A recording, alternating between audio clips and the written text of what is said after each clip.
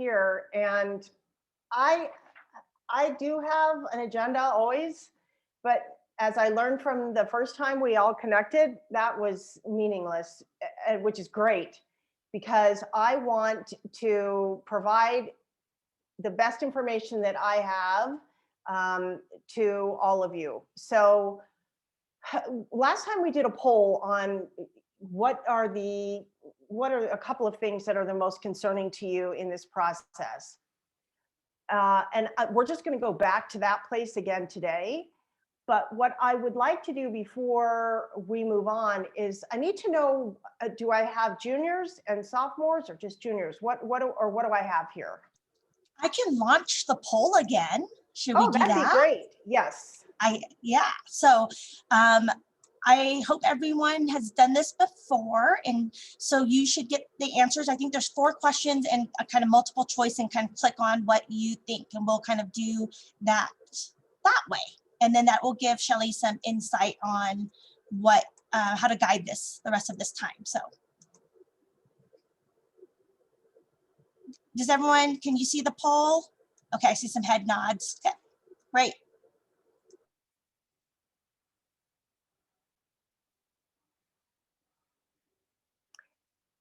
And Fawn, you're going to have them answer all of these at once, correct? Perfect. Yes, that is how it's set up. So you can just scroll, I think. There are 4 questions. And the last one, you just put in the chat since it's kind of open-ended. Also, if you wouldn't mind putting in the chat what grade you are, because I neglected to ask that in the poll.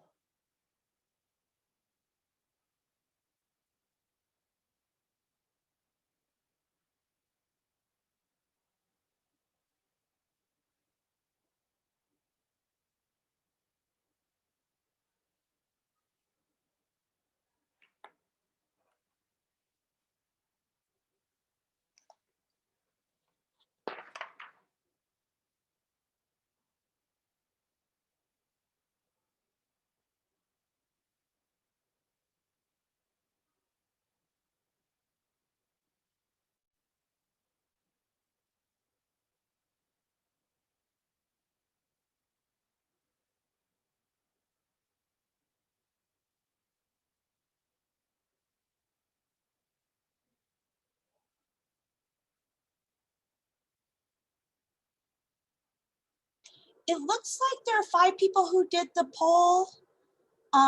It seems like there's 4 or 5 high school students. And we're getting some responses in chat. So how about another minute just to get some chat responses of your grade, and then answer number 4. And then that will give us our jumping point for Shelley.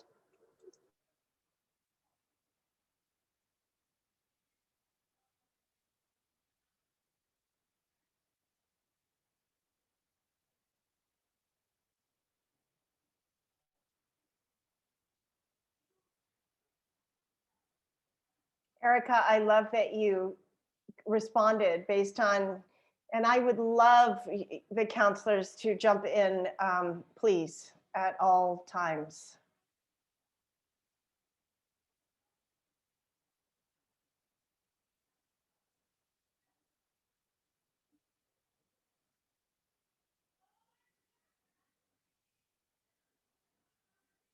Okay, so it looks like we have 1 sophomore and everyone else are juniors. And okay, let's jump in. I'm gonna end the poll, and then that should show the results. Oh yes, thank you. And share results. Can everyone see them? Okay. Yes. Okay, greatest concern is financial aid. Yes, it should be for everyone in the whole wide world. Testing and other things. How to find great fit schools. Great. That seems to be the next highest one. Number 2, if you knew you could attend an out-of-state college for the same cost as attending in-state, would you? 60% said yes. Love that. How's your mental health on a scale of 1 to 5, 1 being not so great, 5 being it's good. And the largest was 5 being it's good. Oh, I'm glad to see that. And the final question is about the most challenging things about online learning. And the responses have been, really interesting. I can't focus, everything is confusing. Yeah. I don't see anything challenging. It's just easier for my grades to go up. I hear that a lot. And trying to stay focused is a challenge. And yeah, online school schedules have been hectic and unusual. Boy, that's an understatement, isn't it? I get distracted by a lot of things that keep me from doing my work or paying attention. Okay, thank you everybody for responding to that. I really appreciate it. So we're going to talk a lot about college affordability today and financial aid.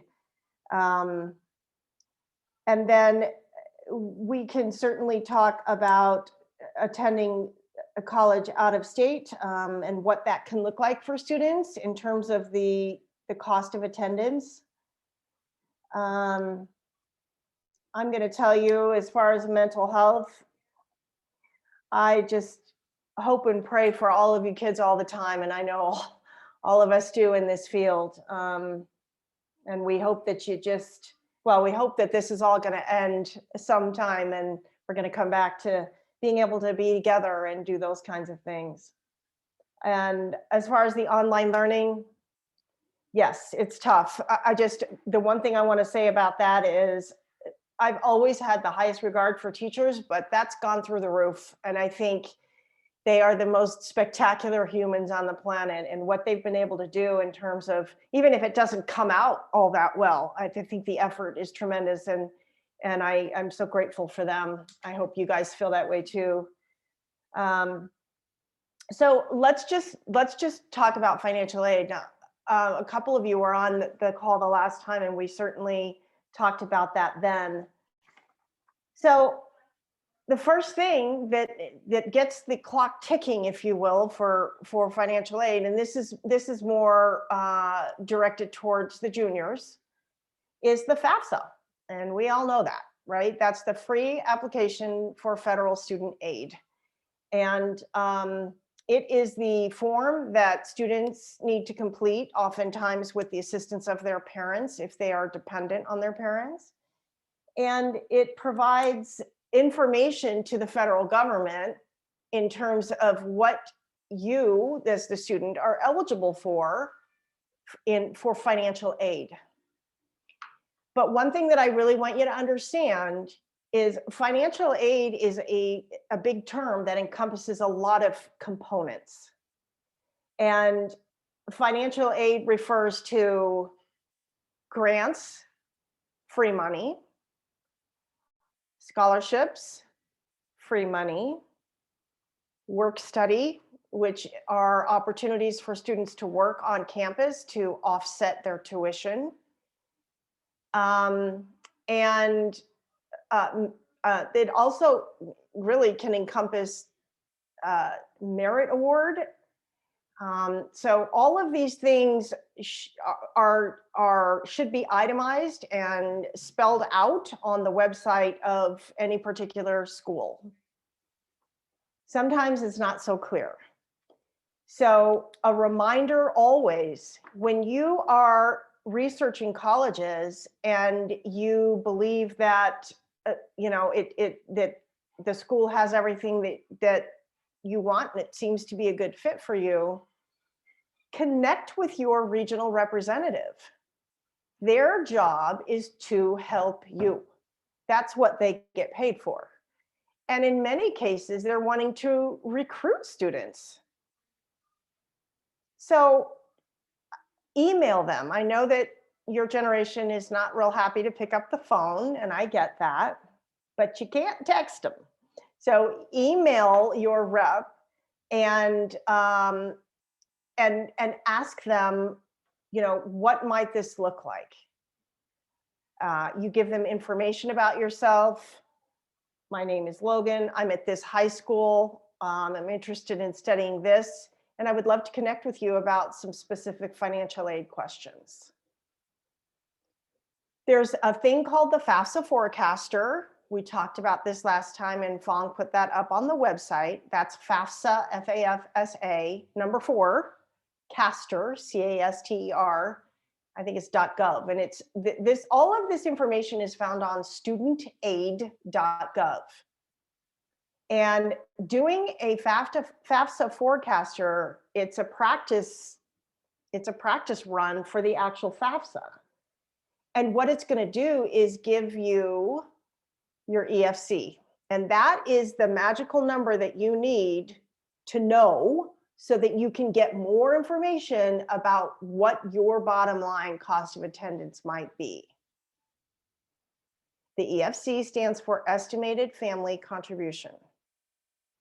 And that's the magic number. Yes. Sorry.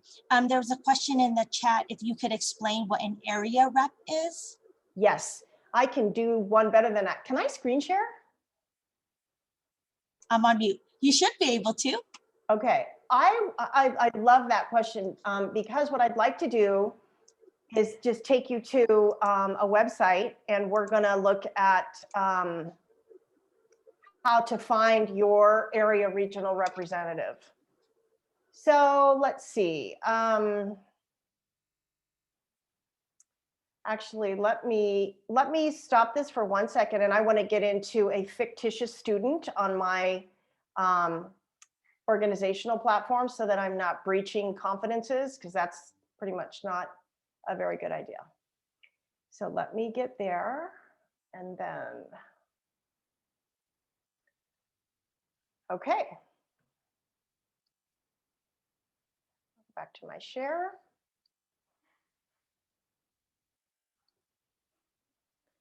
Okay, so you can do this if you're on Naviance. I know a lot of your high schools have Naviance. That's your college planning platform, which is great. I use a thing called Guided Path. And just for me, it's easier to get to colleges through here. But you can also just, obviously, you can just type in the college and Google it. But let's look at, the University of Oregon. No, I don't like that. Let's look at the University of Denver. So I'm going to go straight to their website. And college websites are notoriously not very well designed. So I just search, or you can do find my rep. See if that works.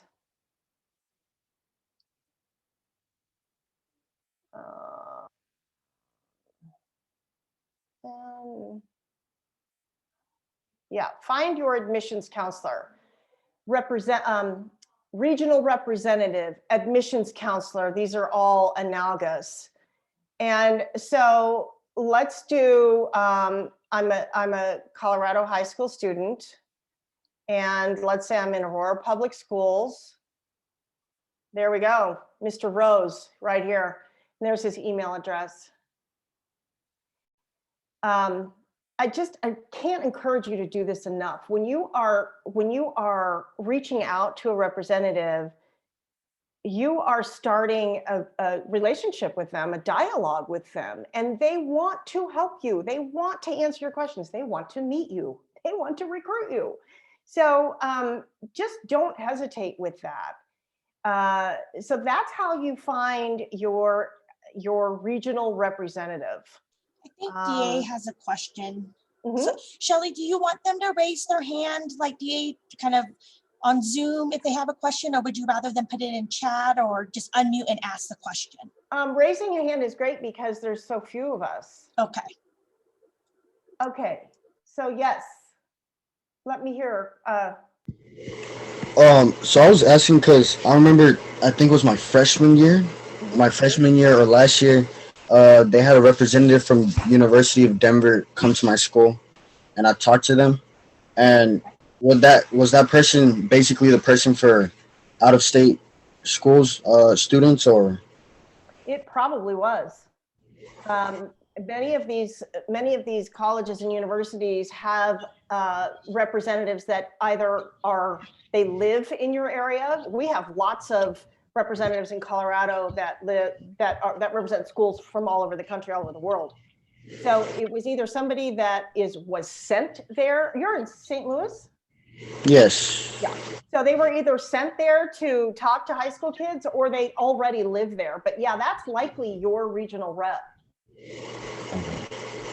And then I have one more question. So I've been getting a lot of emails from colleges lately about like I think it was their admissions office, and like I don't know if they sent some of their college students to email me or whatever, and they were talking about how I don't know if it's like connections or uh, talking about how I can connect more with their school to feel more comfortable if I want to go there, something like that. So I'm just trying to understand like what's happening there. Best question of all time. So there are a couple of amazing companies that have now formed to provide virtual experiences for students because nobody can travel and do anything and look at anything. So here's one of my favorites. It's called Campus Real. You have to make an account. It's very quick and simple. You're going to hear me say this a lot. Anytime you're completing a questionnaire to create an account for anything, only answer required questions. Sometimes, like ACT and College Board, they get confused and they think they're in the business of advising students on college. They're not. So don't give them any information that's not required. So you make your account on Campus Real. This is slick. There's tons and tons. I'll show you mine. There's tons and tons of students, and they do these quick 30-second videos, 45-second videos. You can filter by all colleges, Ivy League, big schools, small schools, and on we go. You filter in what you want. Here I picked Midwest, 16,000 real videos and tours. For some reason that's not coming up. Oh, here we go. I'm being impatient. So you can then pick your school. What did we get here? We got University of the Pacific. Love, great school. So that's an excellent resource. Any questions about that from anybody? Okay, it's Campus Real, REEL. Here's another one of my favorites, College Eye.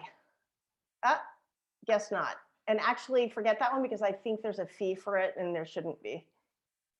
Another one I just learned about yesterday is the College T.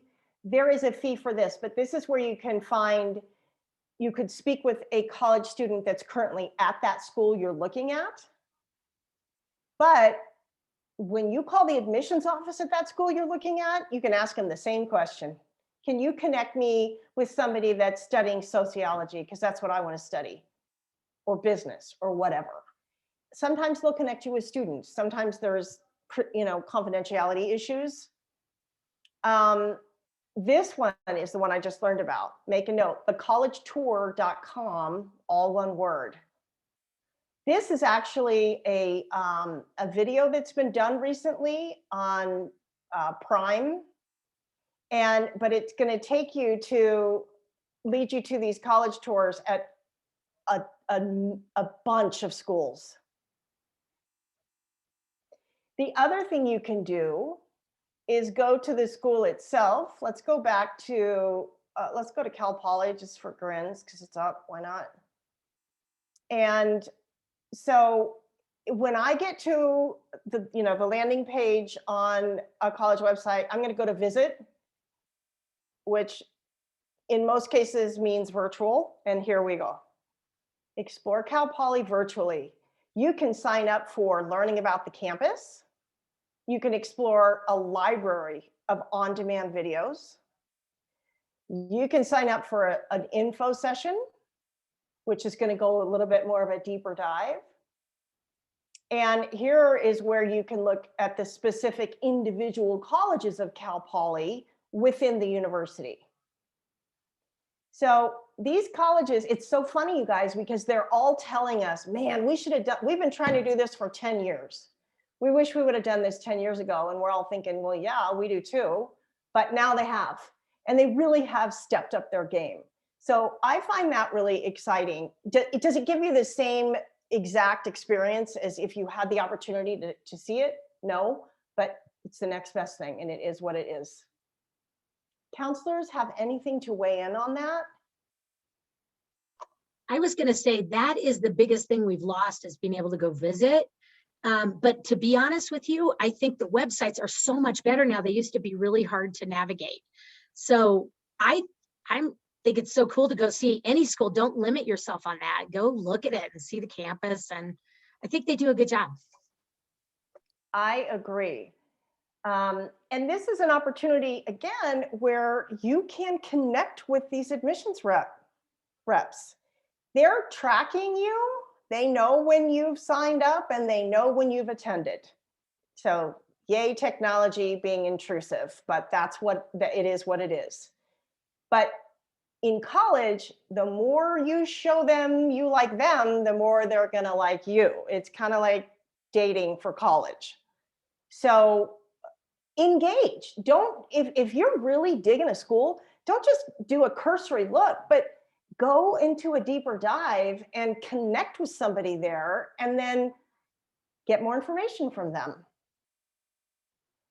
And then once you have those relationships established, the beauty of that is when you get stuck or confused or overwhelmed when you're applying, who do you call? Them, and they will help you.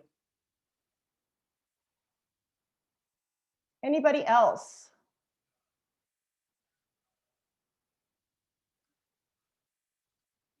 Okay.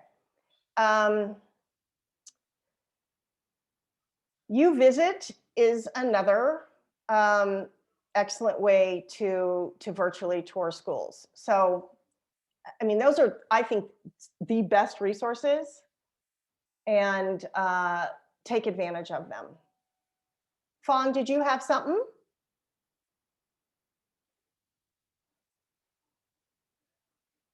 I'm on mute. Sorry, I do not, but it looks like DA had another question. Okay.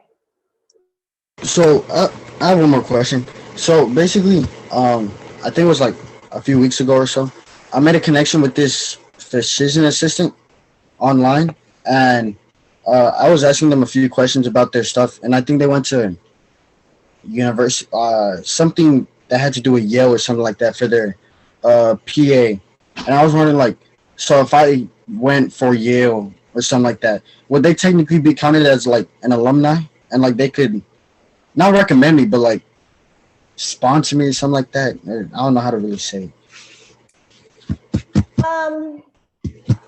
No, I don't really see a lot of connections that, I mean, networking and introductions are always a good thing.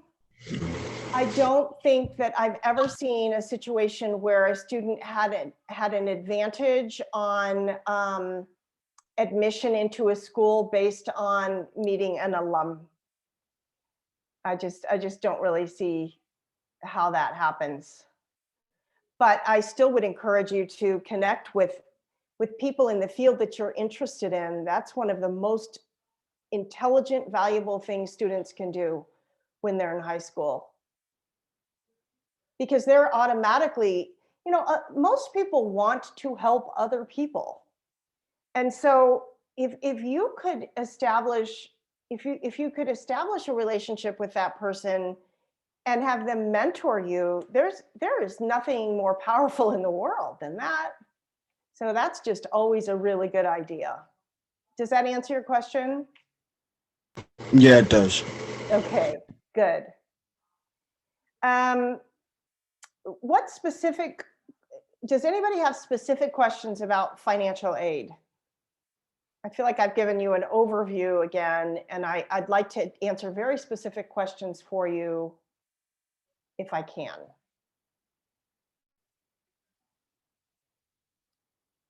None? Okay. I do want to, let me show you this website.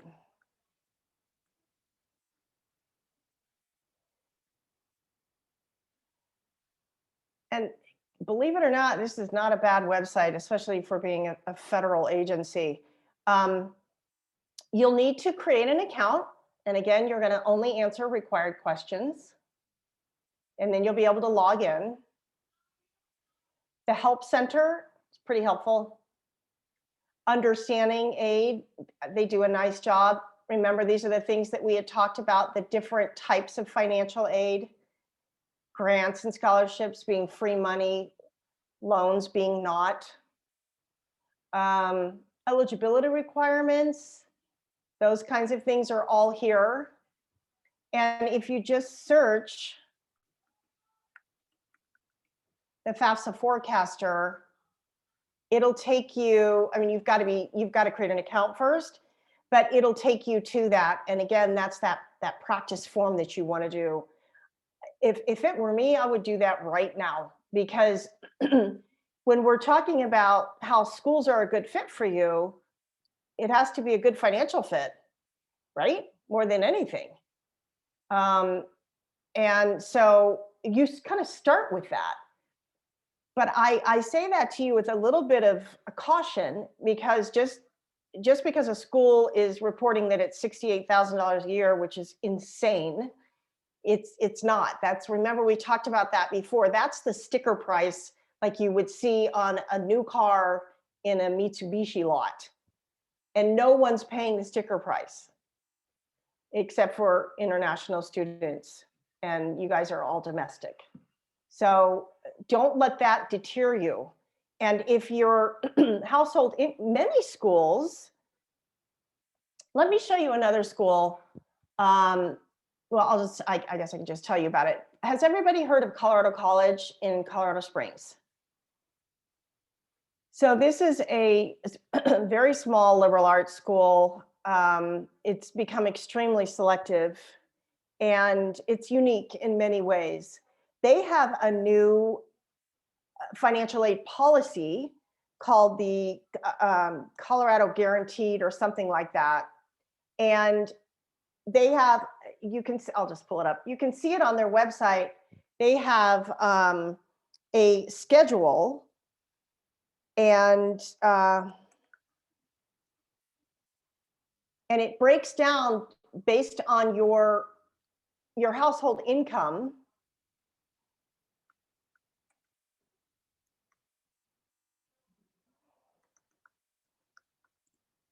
And it breaks it down. If you have based on what your income is, you won't pay more than a certain amount. Of course, I'm not finding it right now. It's hard to find. I'm going to find it and put the link in the chat box. And so it takes this school that is $70K a year down to, it might be $15,000 a year. Now, you've got to be admitted, right? And which means you've got to be working hard in school and doing your very best. They are test optional. And I'm happy to see that with these schools that just obviously understand that some things are just completely out of affordability for pretty much everyone. So keep an eye out for those kinds of things too, when you're looking at financial aid at different colleges. I think I'm going to stop my share for now, and I'll be able to, I will add that link here at the end. What else? What do you guys want to talk about? Give me some specific questions or concerns about how to afford college. So really quick, I see DA has his hand up, but I'm putting in the chat the link to the meetings, and the password is send, all caps. So if you want to revisit this meeting, the recording will be there, plus the last meeting that Shelley's talking about with the Fafsa Forecaster and a little bit more information about Naviance grants, things like that. So I put that in there so you could have, and I am putting what I think might be the link that Shelley was talking about for Colorado College, the Colorado Pledge. It looks like that might be at least a starting point if you're interested in CC. So that's it. And I'm going to add it too, just in case it doesn't match for some reason. I just found it. Yep, it's the Colorado Pledge. That's it. Okay. Yeah, great. And then pass it on to DA. No, I was just asking if that's only for. So is it like only for that college, or is it like if you get admitted to different colleges in Colorado, then they help you with that? For those. It's just for Colorado College. Okay. That's a specific, institution. But there are lots of colleges around the country that are taking on a similar policy. Another thing that you can keep an eye out for that I'm starting to see a little bit more of, CU Boulder has this, and might have been University of Kansas. They have what's called a tuition guarantee program, which means that whatever your tuition is when you enroll, it will remain the same for your 4 years there. They will not increase it. And that's significant because when you're looking at these large state institutions that are not funded very well, they sometimes will see a 5, 6, 7, 8, 9% tuition increase, which is just ridiculous. But if they have that 4-year guarantee program, you're never going to pay more than you did for tuition the first year you enrolled.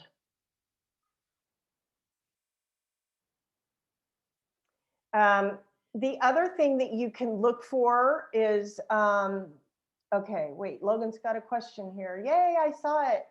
I'm not very good at this, you guys. All right. What are the differences between grants, scholarships, and other things like that? And what are the rules for grants and loans like that? Okay. The biggest thing that you want to understand the difference between is what is free money and what's not free money. Loans are not free money. You have to pay them back. And so you don't want loans. Scholarships and grants are free money that you don't have to pay back. Grants and scholarships can come from, well, grant money can come both from the federal government or the state government and the institution itself. Scholarships can come from the institution itself or outside of the institution, like the Burger King scholarship. And as far as, there's no rules around the grants. There is eligibility, and that's what you've got to look at when you're on a college website, is whether you might be eligible for a grant. When we're talking about that, grants specifically, you've got to do that Fafsa Forecaster and get your EFC. That's the only way you're going to determine if you are eligible for a grant from the federal government. The institution will have its own eligibility criteria. So, and you can see that on their website. Would you guys like me to take you to a website and look at that? Okay, going back to the share screen. All right, fine. Let's go to, I don't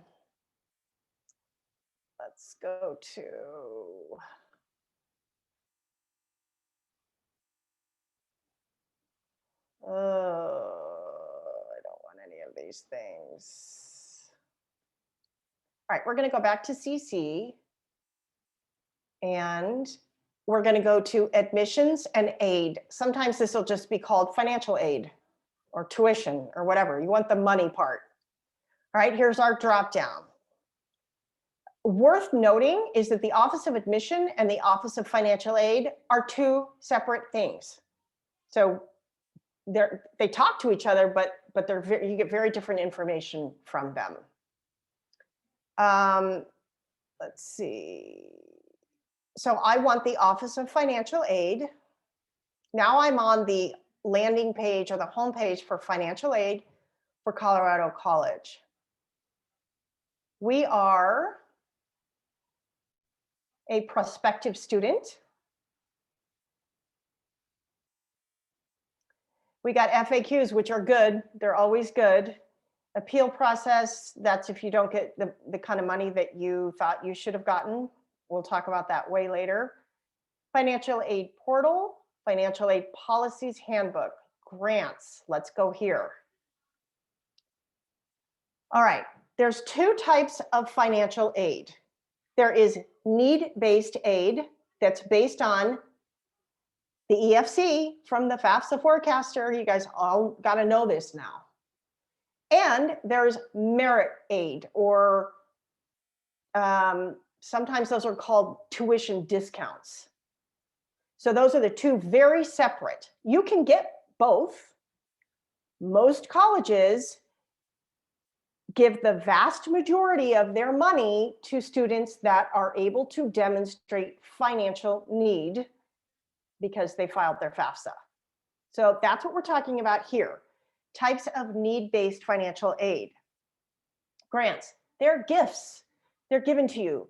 They don't need to be paid back. The amount awarded is based on the student's financial need, which is determined by the financial aid process. We've covered this now.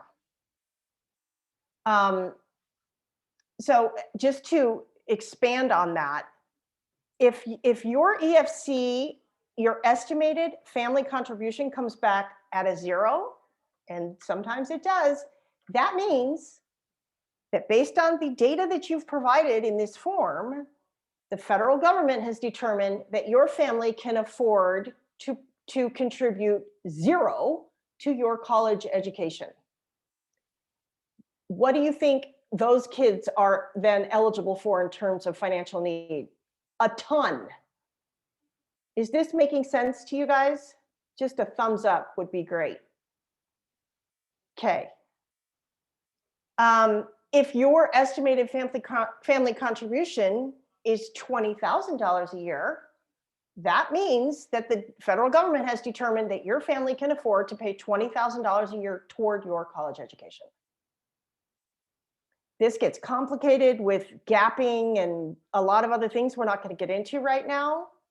But let's go back here to this description of these grants. Institutional grants coming from the institution. So CC offers need-based grants in the form of grants and other various endowed funds. This is a school that has hundreds of millions of dollars in annual endowment. So that's what they're talking about here, these endowed funds that sit in their bank, if you will. And depending on students' needs, they give them money. Federal Pell Grants. Most of my students that are able to demonstrate financial need are also eligible for what's called the Pell Grant. This is a big one, and it's a good one.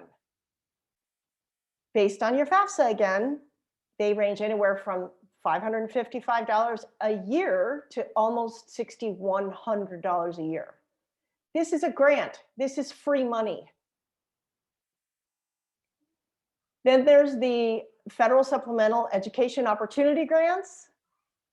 And this is, just like it says, for students with exceptional financial need. The kids with a 0 EFC are going to be eligible for this SEOG grant, free money. Then we have the Colorado Student Grants. So this, DA, this would not apply to you because you're not a Colorado resident. But I guarantee you, some of your private schools have this in your state. So those are grants. Loans are loans. And this is, don't get me started on this, but they would love for you to sign up for a loan so that you can come to their school. The problem is you got to pay that back. And they tend to stack up. Y'all have heard these stories about kids that started college, before they knew it, they racked up $60,000 in student loans. And then their grandpa got sick, so they had to quit school to take care of him, and they dropped out. And then they still owe that 60K, but they're not even no longer working toward their degree. So be really careful here. And this is complicated. They're going to give you all kinds of different breakdowns on different kind of loans. We're not going there today. Sorry, Shelley. I was No, going to say, go. I know with student loans, those of you who know me, I'm with the Bridge Project. We've worked with many students, and it seems really easy. And there are, I feel like, people on campus that will tell you that it's an easy process, it's easy money, but don't tell you the cost and how much interest accrues when you can't pay it back. Something as little as you think little as $3,000 or $4,000 builds up when you're not able to pay it back, and it really impacts your credit and all that stuff once you're done, whether or not you're done with graduation or you just, like Shelley said, could not finish school, you still have to pay it back. So I always advise, if you feel like you have to take out student loans, talk to a trusted adult.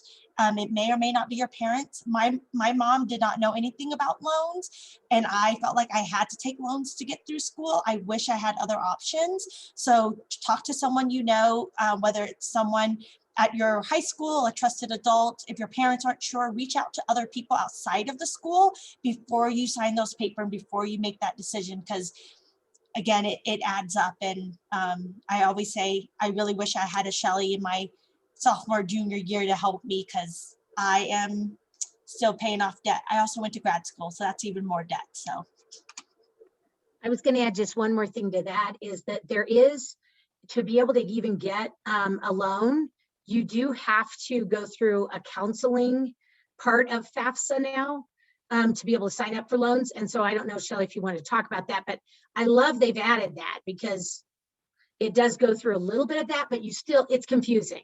So. No, you raise an excellent point, and I'm glad you brought that up, both of you. Back to Fong's point, it is so easy to be approved for a loan. It takes about 12 and a half seconds. And then, right, it's like back in the day, they used to, credit card companies would set up camp on college campuses, and we all showed up. We didn't know anything. And, oh, do you want a credit card? Yeah, sure, sounds great. Well, with no means of paying it. So it's a disaster. Same thing with federal loans. So yeah, super easy to get one, not so easy to pay it off. Yeah.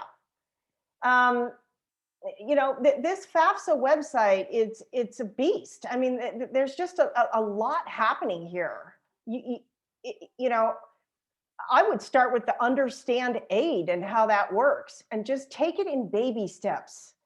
If it were me, I would get together with a couple of friends that also were very interested in financial aid, pour ourselves a big old cup of coffee and hash some of this stuff out. It just, it's nice to have that kind of support. Also, your high school counselors are remarkable resources. So see if you can get some support from them. But just be careful with the loan thing. Did I answer? I don't even remember who asked. I think it was Logan. Did I answer your question enough about the difference between these things? he said yes in Yes. chat, and there was another question from Julia about sophomores, and are they able to fill out the Fafsa Forecaster? They sure are. You betcha. And you should. I mean, boy, talk about being proactive and smart. Yes, yes, yes. You can. Now, again, not to be too complicated, but the FAFSA bases its calculation of the EFC on what we call prior. So it's not last year's household income, but in fact, the year prior to that. So my point really only in telling you that now is that will change. People's household incomes fluctuate, especially now. So keep that in mind also. The good news is, it's good and bad.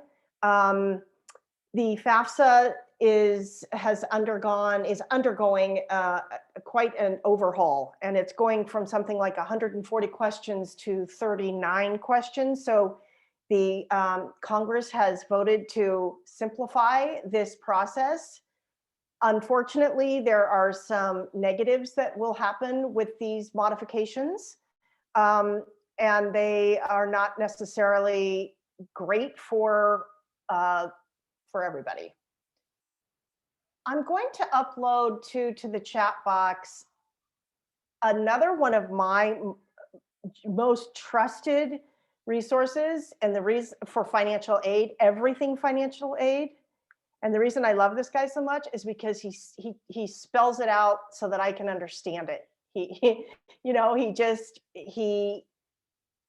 He addresses the financial aid conundrum in a way that just about anybody can understand. So his name is Jeff Levy, Levy, and his company is Big J Educational Consulting. And I'm going to put this in the chat right now. He has a blog that is the best thing that ever happened to me in financial aid. I'm not kidding. He took all of this complicated stuff that's happening with the new FAFSA, which, by the way, will not apply until the class of 2023. But I read these changes and I'm just like, oh man, I don't really get this. And then I read his blog and it all makes sense. So he is a fabulous resource for all things financial aid. He will simplify that language so that we can understand it.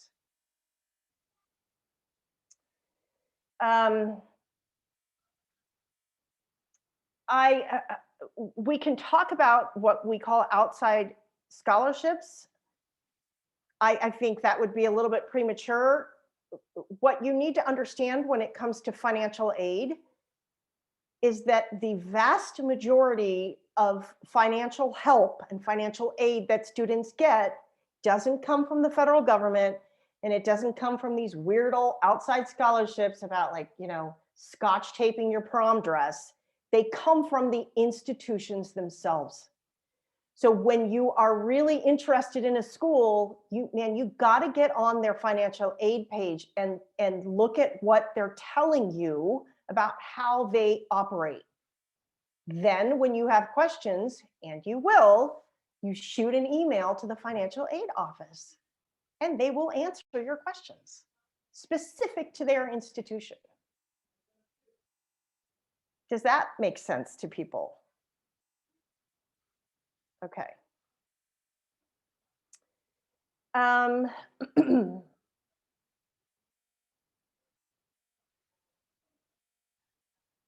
Let's talk a little bit about that out-of-state concept. And most people are interested to, they don't want to be limited necessarily about where they're going to attend college. Like, let's say, DA, let's say you have family in Denver. We have a lot of good schools here. That might be a good choice for you. And because you would have family for support if need be. So let's say you look at University of Colorado Springs, fantastic school. Smaller, less expensive. They have spectacular programs in forensics, and they have a great engineering program, and so on and so forth. If you were to apply to that school and start to look into what your cost of attendance is going to be, there's a chance that it might cost the same or less than one of your state schools. Oftentimes, this kind of scenario plays out more successfully when we're talking about private institutions. So let's use the University of Denver, which is Fong's beautiful institution, and my alma mater also, although that was 160 years ago. Anyway, that's a private school. They like you, you like them, it's a great fit. They might just offer you enough financial aid to make that the same cost as to go to SLU. It could happen. It happens all the time. So Don't dismiss schools out of state, especially private ones, just based on what their cost of attendance is. I do want to show you one other thing. I'm going to share one more time.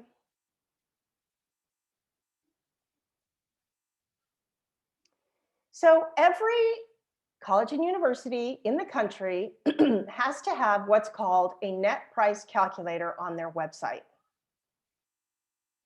And this is a tool that families use to help them try and determine what their net price is going to be to go to that school. Again, we're just going to search.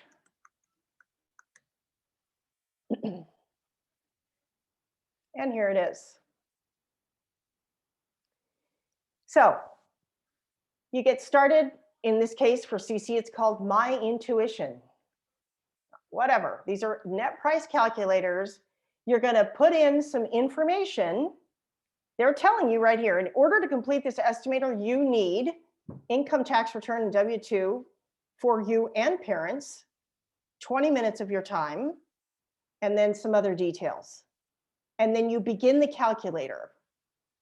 You're going to input specific financial data about your household, and they're going to generate a general, it's not exact, an approximate net price, meaning after all the dust settles, not the gross, not the big number at the top, but the net, after all the stuff settles, what approximately would be your out of pocket to go to this school. I caution you to say that some of these calculators are bunk and they're not particularly accurate. If they're asking you 3 questions and it takes you 3 seconds to answer this, it's probably not going to be that accurate.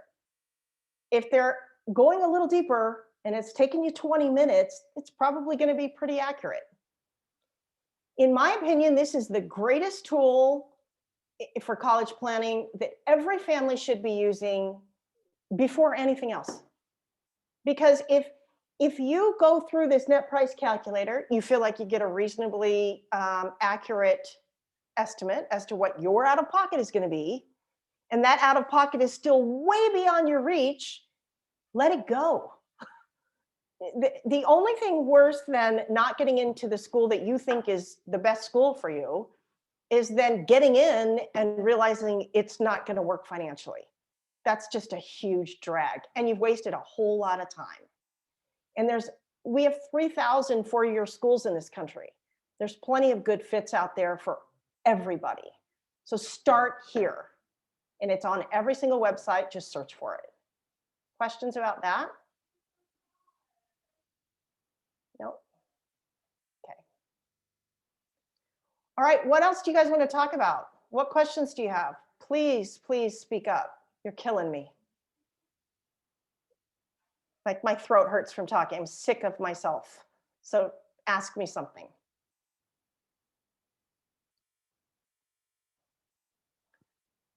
You don't care that you're killing me. Okay. It is the 6:30 mark. Normally we go till about 6:30 and we leave about 15 minutes maybe for questions if you had any questions. So I want to be mindful of everyone's time. Oh, we got a question. Yes. What is the best medical school to apply for? Haha, great question, Rachel. Well, I don't know the answer to that question because medical school is 4 years, it's 4 years after, right? You've got to go through 4 years of undergraduate before you can go to that next 4 years. But I will tell you, when you're looking for undergraduate schools, you want to be in a school that is going to support you in the application to medical school. They're going to take your hand and walk alongside you in that process because the process is arduous and difficult, and it's like a marathon. There's 3 things that you want to look for in an undergraduate college to set you up for your greatest options for medical school. The first, and they go in this order. The first one is you want to be in a college where you academically can seriously kick some butt. For me, that would mean a college where I'm about the same level of test scores and grade point average as other people. I wouldn't last a day in even Cal Poly. I'm just not that smart. And I want the highest grade point average I can get in my undergraduate experience. So I don't want to, even if I could get into Harvard, if I want to go to medical school, that might not be my best choice, because first of all, it's going to cost me $1 jillion. And second of all, there's no way in heck I'm even remotely in the low worst 1% of the smart people there. So my grade point average is not going to be in the top of everybody else in my graduating class. So number one, where's my academic fit that I can really shine in my academics and my grade point average? Number two, which college is going to give me undergraduate research opportunities? This is huge for medical school. So do you want to be in a huge University of Washington environment where I'm an undergraduate student competing with graduate students for research space? I don't know, something to think about. Would I rather be in a delicious little College of Worcester in Worcester, Ohio, where they're going to make sure that I, as an undergrad, am researching every single semester that I'm there? Yes, that's my spot. GPA, research. Here's your third of the three. The mentorship, and you've got to walk out of undergrad with the most amazing letters of recommendation that are going to come from the faculty that taught you for those 4 years. So that kind of loops back to that research thing, right? Because when you're researching, you are working with in either one-on-one, like at Worcester, or in another small school with a very small cohort of students, and you're getting that research experience. You're developing a relationship with a professor that's going to write you a letter and help push you forward into med school. And I will tell you one more thing. People get all hung up about name brand, which is ridiculous. The best wrist and hand surgeon, one of the finest in all of Colorado, went to a little school called Augustana that no one's ever heard of. So take the name brand stuff and forget about it. Let it go. Great question. I had a teacher in undergrad say to me, or ask our whole class, what do you call the person that graduates last from med school? Doctor. So regardless if you graduate top of your class or last of your class, similar to what you're saying, Shelley, whether you go to a name brand school or a little school, you can still be the best at what you can be. So I love that. I'm going to borrow that. yeah. Dia has a question, but there's also Erica had a question in chat. From Erica. Should a student interested in medical school start at a community college? Absolutely. Yes, yes, yes, all day, yes. Community colleges are the bomb. And they, you know, some of them are struggling right now, unfortunately, but who isn't because of COVID? But they are, talk about a great way to save so much money and get your general education requirements out of the way. And almost every, I don't know of a state that does not have what we call a guaranteed, you're streamlined, you're sort of fast passed into a 4-year state school if you went to a community college in that state. Like there's the application, now you have to have a certain grade point average, can't be flunking everything. But I think it's, I mean, it's so reasonable. I think it's like a 2.5 in Colorado. You go to a community college, you get done in 2 years, you get your associate's degree, and you are fast passed straight into a Colorado 4-year institution. So yes, all day long. You can do anything in the whole wide world starting at a community college. Okay. Dia, did you have a question? Yeah, so basically it's kind of like what Erica's doing. So I know me. I've already decided that I'm going straight to community college first because I'm gonna go do respiratory therapy before I go off to regular college. And so basically, with what you were saying about going to a smaller college before you go to like a bigger college for your medical, since I want to be a PA and all that, I only need to get my master's. So I'll just need an extra 2 years after 4 years of college. So pretty much like, what if I want to go to like one of my colleges that I'm thinking of is University of Kentucky, and I know that they have a PA program over there. Mhm. So like, if I wanted to just go there for to get my bachelor's, and then stay there into their program for my master's for PA, what's the process for that? And like, I know that would I still have to pay for the extra 2 years, right? Or like, am I able to pay for the extra 2 years from the beginning when I transferred there? These are great questions. And I love that you're looking at Kentucky. There's a lot of schools that have both an undergraduate program and then that graduate for PA. PA school is super competitive, but you would probably be the best PA anyone has ever met in their lives. So you got to go for this, okay? What I want you to look at is on their website, they're going to spell that out for you. They're going to lay it right out of what that looks like. There is no, unless you are in what's called an accelerated program, where essentially they're shaving a year off between undergrad and graduate. And you're not going to see that with PA very often. We see that more with Masters of Business Administration and some other Social work. social work. The PA thing is a little bit tougher because it's so medicine and science based. And one of the beautiful things about that 3-year graduate PA program is they do rotations, right? So students are going, you do one rotation in geriatrics and another one in pediatrics and another one in orthopedics or whatever it is. So it's hard for them to condense that 3-year program because there's so much to do. Sometimes I never see a financial discount by starting at Kentucky for undergrad and then doing your PA at Kentucky. They're still going to hit you for the same amount of tuition. But what I do see sometimes is how do I word this? It's a little bit of a streamlined application process. So some schools, and I don't know if Kentucky's one of them, but some schools like their undergrads. And so they give them a bit of an advantage into their graduate programs. Some schools don't show any favor in that way. What I would have you do, DA, is Google, go to a niche, niche.com. It's my favorite resource for this kind of college stuff.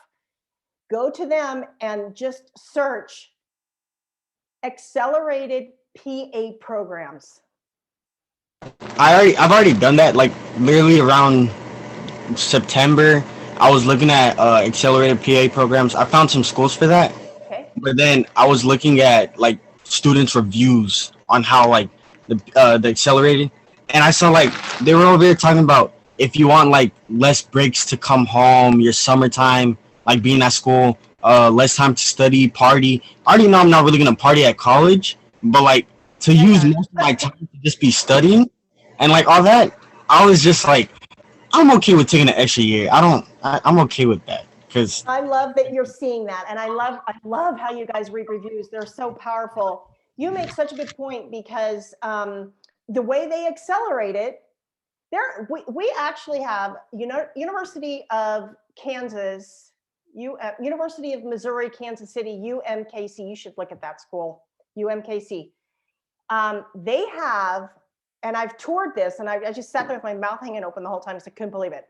They have a 6-year Bachelor's of Science medical degree, a BSMD, in 6 years. Why? Because they go to school 24/7. There's no summer break. There's no spring break. There's no night break. There's no nothing. Man, and some kids can handle that. I don't know who they are, but I love that you're thinking the way you are, because yeah, you can save money that way. You can get to the workforce more quickly, but that just sounds like complete hell to most people. And if you burn out to the point where you can't even function, what's the point of that? It's not worth it. And all of us grown-ups are going to tell you guys, one of the greatest things about college is to grow up and learn stuff about life. That's really hard to do when you're going to school 24 hours around the clock and it's craziness. So yeah, I think you're onto something with the 4+3.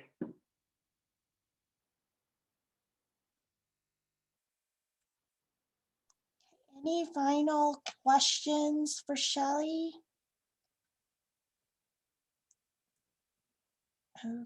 Okay, give it another minute, but before we wrap up, the next time we'll all kind of come together again with Shelley will be April 8th. And in the meantime, what we encourage you to do is reach out to your counselor, your person, whoever that is. For DA and for Rachel, it would be me. And if you two could hang on a little bit after everyone else gets off, I just wanted to do some follow-up with the two of you. That would be awesome. So otherwise, if you have any other questions, here's your chance to ask Shelley. Otherwise, again, we'll check in with her in a month. That sounds great. I want to encourage all of you to follow my company on Instagram. They post 3 or 4 times a day on college fairs and scholarships and all that good stuff. And so that's Home Education Consulting on IG. I mean, I'm on Twitter too, but that's miserable. So just stick with what you know, right? And also, I just put that studentaid.gov. That's key for all of this financial aid stuff, and then the niche.com. And we'll do a recap of all the links too as well Perfect. when we post the recording.